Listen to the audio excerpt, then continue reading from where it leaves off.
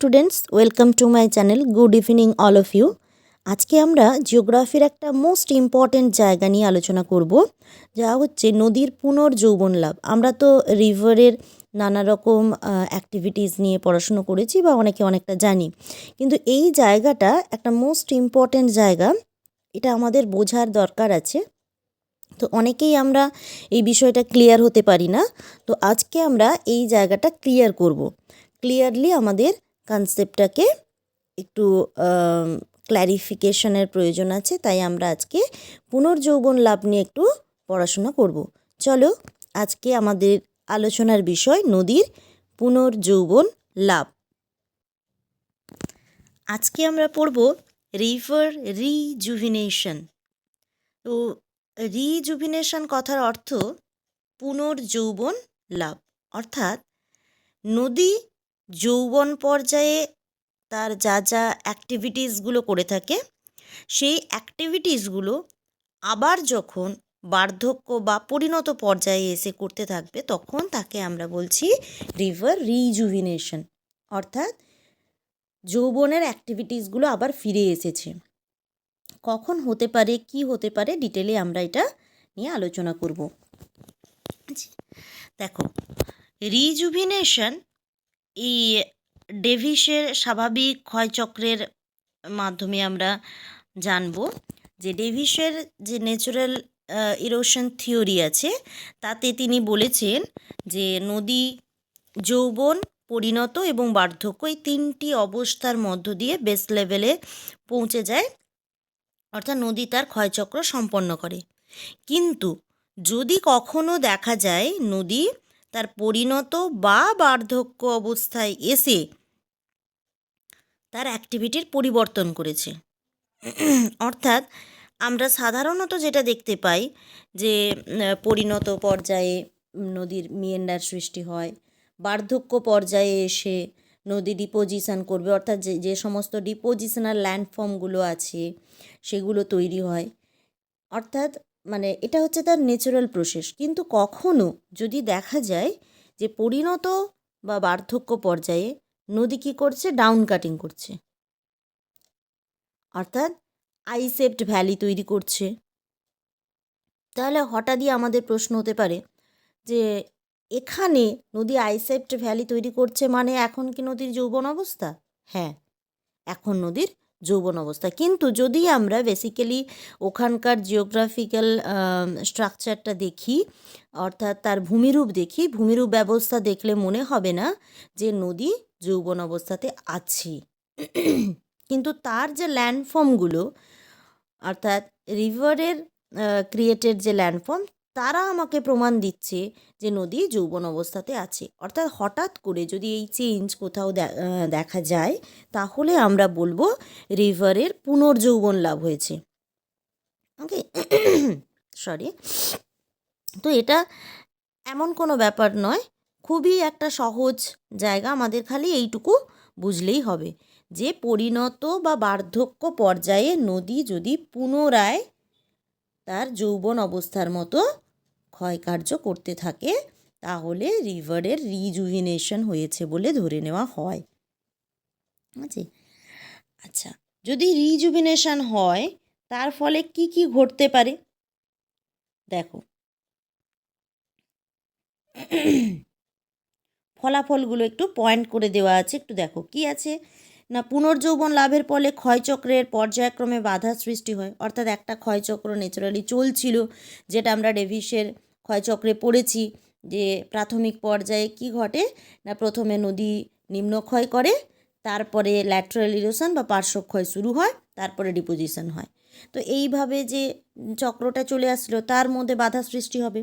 Second, পুনর্যৌবন লাভের ফলে ক্ষয়ের শেষ সীমার ঋণাত্মক পরিবর্তন ঘটে, সমুদ্রতলের অবনমন ও ভূমিভাগের উচ্চতা বৃদ্ধি পায়। এটা কিভাবে হয় আমি আসছি।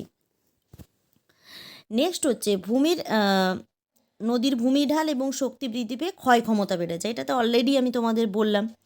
নদী নতুন উদ্যমে নিম্নক্ষয় এবং পার্শ্বক্ষয় শুরু করে, অর্থাৎ যা তার যৌবন অবস্থার প্রমাণ দেয়। এবং এখানে কি বলেছে, ভূমিভাগে নতুন ক্ষয়চক্র শুরু হয়ে পরিণত বা বার্ধক্য অবস্থা থেকে যৌবন অবস্থা লাভ করে। অর্থাৎ এটাই হচ্ছে তার বেসিক ইনফরমেশন, মানে এইটা হলে তবে আমরা জানবো নদী পুনর্যৌবন লাভ করেছে।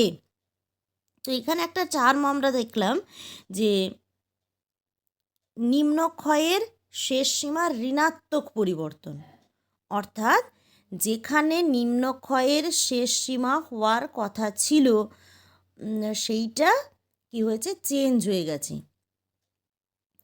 কেমন হয়েছে না, যেখানে রিভার হয়তো আর যদি 1 মিটার ডাউন কাটিং করলে সে শেষ সীমায় পৌঁছে যেত, যে কোনো কারণে কোনো টেকটনিক অ্যাক্টিভিটি হতে পারে বা রিভারের অ্যাক্টিভিটি হতে পারে, যে কোনো বা মরফোলজিক্যাল প্রসেস যাই কাজ করুক না কেন, সেখানে দেখা যাচ্ছে যে রিভারকে এখনও আরও 5 মিটার কাটিং করতে হবে, তবে সে তার বেস লেভেল পৌঁছতে পারবে।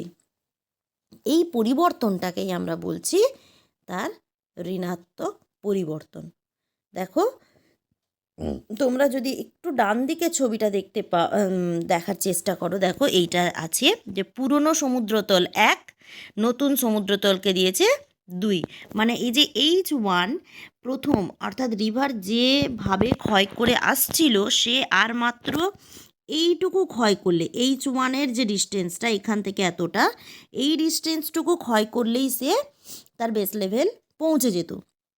কিন্তু এখন হঠাৎ করে দেখা যাচ্ছে যে নদীর মধ্যে এমন কিছু পরিবর্তন হয়েছে যে তাকে বেস লেভেল পৌঁছাতে হলে যে এই পর্যায়ে আসতে হবে, তার মানে তাকে ক্ষয় করতে হবে এই টপ থেকে এই পর্যন্ত পুরো এই পথটা। এটাকেই আমরা বলছি বেস লেভেল চেঞ্জ। ওকে, এবার 3 ধরনের রিজুভিনেশন হতে পারে। কি কি হতে পারে? একটা হচ্ছে ডায়নামিক রিজুভিনেশন, সেকেন্ড ওয়ান হচ্ছে eustatic, and third one static rejuvenation. Dynamic মানে পরিবর্তনশীল। ডায়নামিক রিজুভিনেশন বলতে যে আমরা যদি মহীভাবক বা গিরিজনী আলোড়নের প্রভাবে হয়, অর্থাৎ টেকটনিক অ্যাক্টিভিটি এখানে মেন যদি হয়, তাহলে রিভারের ক্ষেত্রে যে পরিবর্তনটা, অর্থাৎ বেস লেভেলে যে পরিবর্তন, সেটাকে আমরা বলছি ডায়নামিক রিজুভিনেশন, যেটা আমি তোমাদের এক্ষুনি ডায়াগ্রামটা দেখালাম, এই ডায়াগ্রামটা। আচ্ছা, ইউস্ট্যাটিক রিজুভিনেশন কি? সবসময় মনে রাখবে, যখনই ইউস্ট্যাটিক এই কথাটা আসবে সেটা হচ্ছে পৃথিবীব্যাপী হতে হবে। কিন্তু এই যে ডায়নামিক রিজুভিনেশন যেটা বললাম, এক্ষেত্রে আমাকে সারা পৃথিবীব্যাপী পরিবর্তন হতে হবে এমন কোনো কথা নেই। শুধুমাত্র কোনো একটা রিভার, যদি আমি ফর এক্সাম্পল সুবর্ণরেখা বলছি, তাহলে খালি সুবর্ণরেখারই গতিপথের পরিবর্তন হবে, তারই শুধুমাত্র যে জায়গাটায় রিজুভিনেশন ঘটছে সেই জায়গাটার পরিবর্তন ঘটলেই হবে।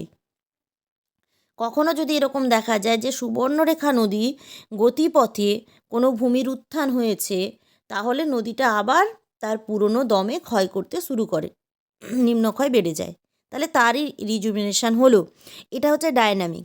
কিন্তু যদি ইউস্ট্যাটিক রিজুভিনেশন কথা বলি, তাহলে সেটা অবশ্যই হবে সারা পৃথিবীব্যাপী। অর্থাৎ কতগুলো টার্ম আমরা খুব পরিচিত, সেই টার্মগুলো কি না, সমুদ্রতলের পরিবর্তন কীভাবে না, আমরা এখন খুব প্রচলিত একটা ধারণা আমরা বলছি যে বরফের গলন হচ্ছে, তার জন্য ধীরে ধীরে সমুদ্রতল উপরে উঠে আসছে, এটা একটা ধারণা আছে। এবার একটু উল্টো রকম যদি আমরা ভাবি, যদি দেখা যায় যে আইস এজ আবার ফিরে আসছে, অর্থাৎ প্লিস্টোসিন আইস এজ আমরা সবাই জানি। তো প্লিস্টোসিন আইস এজে কী কন্ডিশন ছিল? পৃথিবীর বেশিরভাগ অংশ বরফে ঢাকা ছিল। আবারও যদি এটা হয়, তাহলে কি হবে? তাহলে জলতলটা বর্তমান যে অবস্থায় আছে তার থেকে অনেকটা নিচে নেমে যাবে, এবং যে পরিবর্তনটা হবে সেটা সারা পৃথিবীব্যাপী। এই ধরনের পরিবর্তনকে আমরা বলছি ইউস্ট্যাটিক রিজুভিনেশন। মানে যদি এই রকম হয়, সারা পৃথিবীব্যাপী বেস লেভেল চেঞ্জ হয়ে যায়, তাহলে সারা পৃথিবীতে যত রিভার সিস্টেম আছে সবারই রিজুভিনেশন হবে। এই ধরনের পরিবর্তনকে আমরা বলছি ইউস্ট্যাটিক রিজুভিনেশন। ওকে, দেখো নেক্সট হচ্ছে স্ট্যাটিক স্ট্যাটিক রিজুভিনেশন। এখানে যে নদীটার কথা বলবো, অর্থাৎ যার রিজুভিনেশন হবে তার কাজই প্রধান।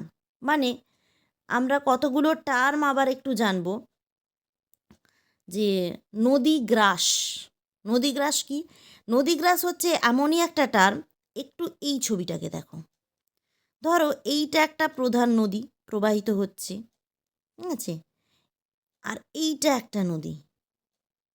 ধরো এই নদীটা প্রবাহিত হয়ে হয়ে আসছে, এ যেহেতু স্লোপটা ওর হাই, ওর গতিবেগও বেশি, ওই জন্য এ কী করবে, হেডওয়ার্ড ইরোশন করছে। হেডওয়ার্ড ইরোশন করতে করতে এই নদীটাকে ধরে ফেলেছে। এই নদীকে ধরে ফেলার ফলে তার পেছনের দিকে যে নদীটা ছিল সে নদীটা অনেকটা দুর্বল। অর্থাৎ এই ভ্যালিটা দিয়ে যে জল প্রবাহিত হতো সেই জলের পরিমাণ অনেক কম এবং ওই নদীটাতে, প্রধান নদীতে ক্ষয়কার্যও কম হতো। কিন্তু যখন এই অঞ্চল থেকে একটি নদী এসে এখানে মিশে যাচ্ছে এবং সে প্রবল গতিতে এসেছে অনেকটা জল নিয়ে, সে কী করছে, এইখান থেকে এই অংশে তার ক্ষয় ক্ষমতা অনেক পরিমাণে বাড়িয়ে নিয়েছে। অর্থাৎ এই নদীটাকে গ্রাস করে ফেলেছে, খেয়ে নিয়েছে। যে কারণে হঠাৎ করে এই মেন রিভারের তার ক্ষয় করার টেন্ডেন্সি বেড়ে গেছে। এই রকম যদি হয় তাহলেও কিন্তু রিভার রিজুভিনেশন হতে পারে। আর কি কি কারণে হতে পারে? আছে নদীর বোঝা হ্রাস।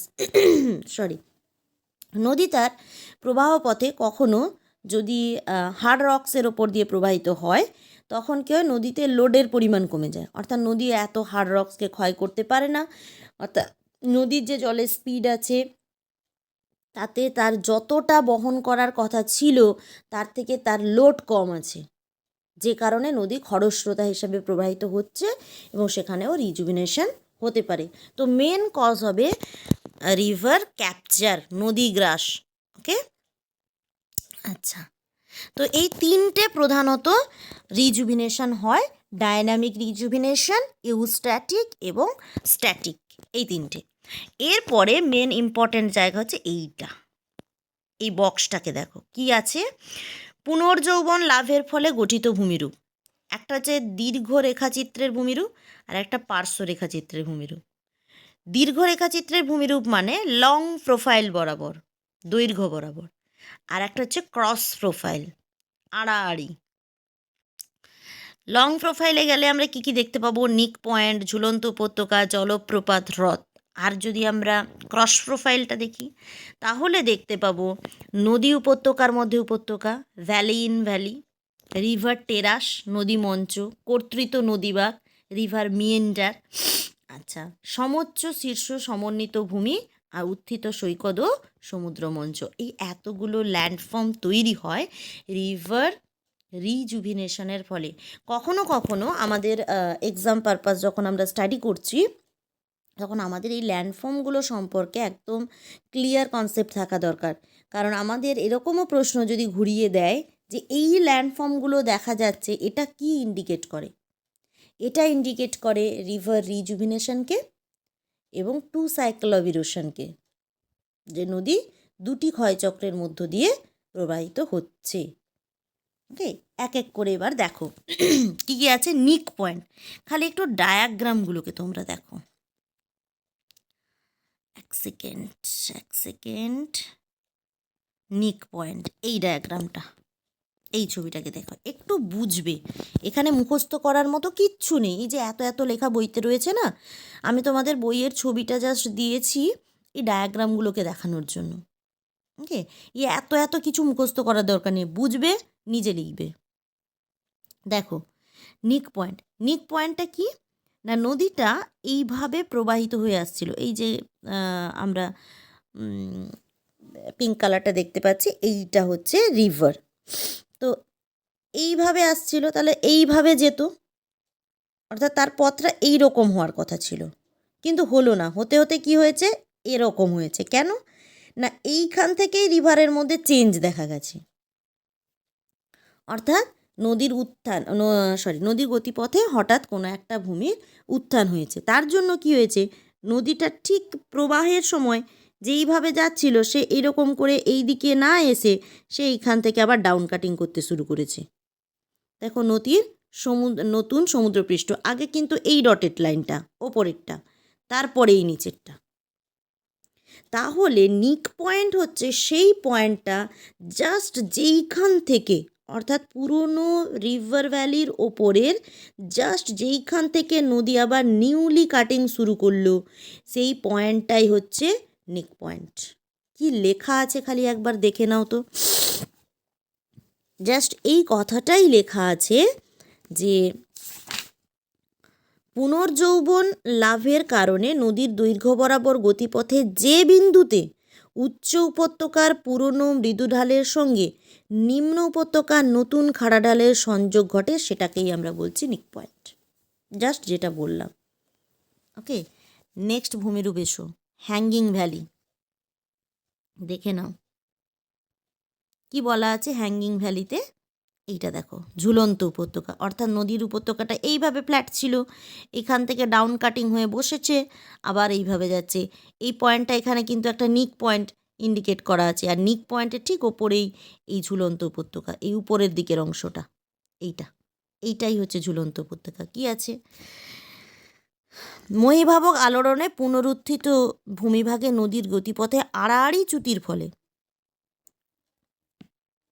নদী উপত্যকার মস্তকটির অংশ নিম্ন উপত্যকার ওপর ঝুলে থাকে। ওয়াটারফলস তৈরি হতে পারে। জাস্ট এবার একটু ভেবে নাও যে এইটার উপর দিয়ে একটা নদী এসে যদি এইখানে পড়ে, তাহলে এইখান থেকে ওয়াটারফলস তৈরি হবে এই অংশে। ওকে, আচ্ছা, এইগুলো হচ্ছে মোটামুটি আমাদের, যদি আমরা লং প্রোফাইল বরাবর দেখি। এবার দেখো যদি ক্রস প্রোফাইল বরাবর দেখি। আচ্ছা, ফার্স্ট দেখো এইটা ভ্যালি ইন ভ্যালি, উপত্যকার মধ্যে উপত্যকা। এইটা দেখো নদীর এইটা হচ্ছে এই চওড়া অংশটা হচ্ছে পুরনো উপত্যকা, এইখান থেকে এতটা এইটা। এবার নদীর নতুন উপত্যকাটা দেখো ভি শেপড, এইখানটায় এইরকম, অর্থাৎ নদীর ডাউন কাটিং এইখানে করেছে, এইটা ভি শেপড, মানে এইটা পুরোটা এখান থেকে এতটা একটা উপত্যকা ছিল, এইখানে আর একটা উপত্যকা হয়েছে, অর্থাৎ পুরনো উপত্যকার মধ্যে নতুন উপত্যকা, দুটি উপত্যকা এখানে দেখা যাচ্ছে। এই জন্যই আমরা এটাকে বলছি ভ্যালি ইন ভ্যালি। আচ্ছা, রিভার টেরাস, নদী মঞ্চ, এইটা দেখো। আচ্ছা, আরও একটু ভালো বুঝতে পারবে এইটাতে, এইগুলো এক একটা মঞ্চ, উঁচু স্থান, এক একটা মঞ্চ, দুদিকে কতগুলো, একটা দুটো তিনটে চারটা, এদিকে একটা দুটো তিনটে রিভার টেরাস দেখা যাচ্ছে, সঞ্চয়জাত মঞ্চ আছে। এবার এই টেরাসগুলো, কেননা নদী তো এইভাবে এসেছে, প্রথমে আবার ডাউন কাটিং করেছে, আবার নেমেছে, আবার ডাউন কাটিং করেছে, আবার নেমেছে, মানে সে তো বেস লেভেলে এখনও পৌঁছায়নি, তাই তাদের ডাউন কাটিং কন্টিনিউয়াস। আচ্ছা, এবার দেখো একটা হচ্ছে সদৃশ্য মঞ্চ, এর প্রকারভেদ যদি আমরা দেখি, সদৃশ্য মঞ্চ আর বিসদৃশ্য মঞ্চ, পেয়ার টেরাস, নন পেয়ার টেরাস। যদি পেয়ার টেরাস হয়, পেয়ার মানে জেনে রাখবে সদৃশ্য, অর্থাৎ বাঁদিকে যতগুলো টেরাস দেখবো ডান দিকেও ঠিক ততগুলো টেরাস একই রকমের। বিসদৃশ্য, এদের মধ্যে কোনো সামঞ্জস্য নেই। দেখো এইদিকে টেরাসগুলো কেমন স্লোপটা কম, এইদিকে মনে হচ্ছে একটু স্লোপটা বেশি আছে।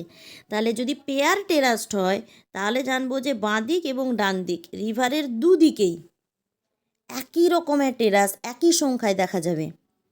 আর নন পেয়ার যদি হয় তাহলে সংখ্যাটাও আলাদা, স্লোপটাও আলাদা, দুটোর ক্ষেত্রে আমরা এই ডিফারেন্টটা দেখতে পাবো। ওকে, আচ্ছা, এরপরে চলে এসো, তাহলে আমরা মোটামুটি দেখলাম নিক পয়েন্ট, মানে যদি লং প্রোফাইল বরাবর দেখি নিক পয়েন্ট দেখলাম, তারপরে দেখলাম হ্যাঙ্গিং ভ্যালি, ওয়াটারফলস, আর যদি ক্রস প্রোফাইল বরাবর দেখি valley in valley, river terrace. Okay, next আমরা দেখব মিয়েন্ডার, ইনসাইজড মিয়েন্ডার, কর্তৃত নদীমা। দেখো এইটা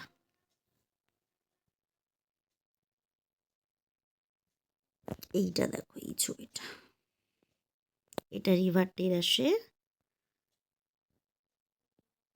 আচ্ছা, এক সেকেন্ড।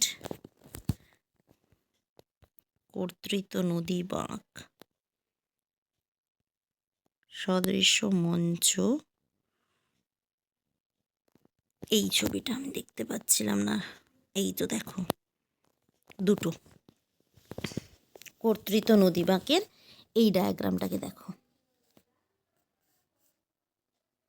দেখো এইখানে তার বেস লেভেল ছিল, এবার সেই বেস লেভেলটা চেঞ্জ হওয়ার জন্য নদী এইখানে ডাউন কাটিং করছে। কি আছে কর্তৃত নদী বাঁক? যে প্রথম ক্ষয়চক্রের পরিণত বা বার্ধক্য পর্যায়ে বড় বড় নদী বাঁকের পুনর্যৌবন প্রাপ্ত নদী দ্রুত নিম্নক্ষয় করে লম্বভাবে কেটে বসে গিয়ে দুপাশে খাড়া দেওয়াল বিশিষ্ট গভীর সংকীর্ণ নদী বাঁক সৃষ্টি করে। জাস্ট এই অংশটা, যে এটা কিন্তু অগভীর অংশ, এই জন্য নদী বাঁক সৃষ্টি হয়েছে। কিন্তু হঠাৎই দেখা যাচ্ছে এই নদী বাঁকের মধ্যে কী হয়েছে, প্রচুর পরিমাণে ডাউন কাটিং করেছে, যেটা তার করার কথা ছিল না। এটাও আমাদের প্রমাণ দেয় যে রিভার রিজুভিনেশন হয়েছে। ওকে, আচ্ছা। এই মিয়েন্ডার, ইনসাইজড মিয়েন্ডারের আবার টাইপ আছে ইনট্রেঞ্চ আর ইনগ্রোন। একই রকম রিভার টেরাসের মতো, পেয়ার নন পেয়ার।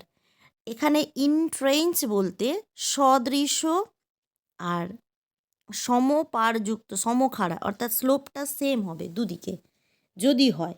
এই যে এইটা দেখো, রিভার টেরাসের ক্ষেত্রে এই দুদিকে যেরকম ছিল এখানেও সেম, দুদিকের যে ঢাল সেটা যদি সমান হয়, আর যদি দুদিকের ঢাল অসমান হয়, এই যে সমখাড়া পাড় কীরকম, এটা হচ্ছে এন্ট্রেঞ্চ। এন্ট্রেঞ্চ মানে এই দিকের যা স্লোপ, এই দিকের স্লোপটাও সেম, বাঁ দিকে এবং ডান দিকে। আর ইনগ্রোন হলে দেখো এই দিকে অনেক বেশি, এই দিকে অনেক কম। ঠিক আছে, যদি এরকম বিসাদৃশ্য দেখা যায় তাহলে হচ্ছে ইনগ্রোন। ইনট্রেঞ্চ হলে সাদৃশ্য, আর এন্ট্রেঞ্চের ক্ষেত্রে, ইনগ্রোনের ক্ষেত্রে বিসাদৃশ্য। একদিকে ঢাল বেশি আর একদিকে ঢাল কম। একই রকমভাবে এরকম ন্যাচারাল ব্রিজ তৈরি হতে পারে। ঠিক আছে, তো এইগুলো মোটামুটি আমাদের ল্যান্ডফর্ম। তো এখান থেকে মোস্ট ইম্পর্ট্যান্ট যেগুলো ল্যান্ডফর্ম আমাদের পরীক্ষায় যদি আসে, অবশ্যই যেটা লিখতে হবে সেটা কি, নিক পয়েন্ট, এটা আলাদাভাবে পরীক্ষায় আসতে পারে, হ্যাঙ্গিং ভ্যালি, ওয়াটারফলস, আর হচ্ছে রিভার টেরাস, আর এই মিয়েন্ডার, ইনসাইজড মিয়েন্ডার। খুব ইম্পর্ট্যান্ট রিভার টেরাস এবং ইনসাইজড মিয়েন্ডার, এবং লং প্রোফাইল থেকে হচ্ছে নিক পয়েন্ট। ইনসাইজড মিয়েন্ডার যদি আসে অবশ্যই ক্লাসিফিকেশান লিখতে হবে ইনট্রেঞ্চ এবং ইনগ্রোন, এই দুটো মিয়েন্ডার উইথ ডায়াগ্রাম। ঠিক আছে, তো মোটামুটি এই হচ্ছে আমাদের রিভার রিজুভিনেশন। অর্থাৎ বিষয়টা খুবই সিম্পল, একটু বুঝে নেওয়ার জায়গা, যে রিজুভিনেশন পুনর্যৌবন মানে যদি যৌবন ফিরে আসে তাহলে কি হবে। তা যৌবনে যা যা অ্যাক্টিভিটিস হতো এখানেও তাই হবে। একটা নদী বুড়ো হতে হতেও জোয়ান হয়ে গেছে, তার মানে সে বেশ বোঝা বইতে পারছিল না, এখন খুব বোঝা বইতে পারছে। দৌড়তে পারছিল না, এখন খুব দৌড়তে পারছে। অর্থাৎ তার যে যৌবনের অ্যাক্টিভিটিস, সেই অ্যাক্টিভিটিসগুলো আবার বার্ধক্যে পর্যায়ে যদি হঠাৎ করে ফিরে আসে তাহলে তাকেই আমরা রিজুভিনেশন বলছি। তো এই বিষয়টা হচ্ছে মোটামুটি আমাদের রিভার রিজুভিনেশন, একটু ভালো করে আমাদের বুঝে পড়তে হবে। ওকে, সবাই ভালো থেকো, গুড নাইট।